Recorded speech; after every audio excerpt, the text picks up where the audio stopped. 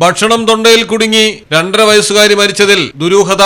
കുട്ടിയെ പിതാവ് മർദ്ദിച്ചു കൊന്നതായി സംശയം. മലപ്പുറം കാളികാവ് ഉദരംപൊയിലിൽ ഫാത്തിമ നസ്റിന്റെ മരണമാണ് സംശയത്തിന്റെ നിഴലിൽ നിൽക്കുന്നത്. കുഞ്ഞിന്റെ പിതാവ് ഫായിസ് മർദ്ദിച്ച് കൊലപ്പെടുത്തിയെന്നാണ് കുട്ടിയുടെ അമ്മ ഷഹാനത്തിന്റെ ബന്ധുക്കൾ ആരോപിക്കുന്നത്. ഭക്ഷണം തൊണ്ടയിൽ കുടുങ്ങിയെന്ന് പറഞ്ഞായിരുന്നു കുഞ്ഞിനെ ആശുപത്രിയിൽ എത്തിച്ചത്.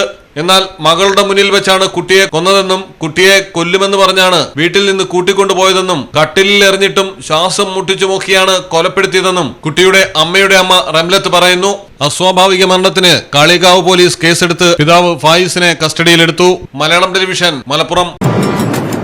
കണ്ണൂരിനെ ഉഴുതുമറിക്കും മഴയായാലും വയനാട്ടിലെ കുളിർ കോരും മഞ്ഞായാലും നാട്ടിലെവിടെയാണേലും കാലാവസ്ഥ എന്താണേലും സിമെന്റ് JSW കോൺക്രീറ്റ് HD തന്നെ. നാട്ടിലെവിടെ?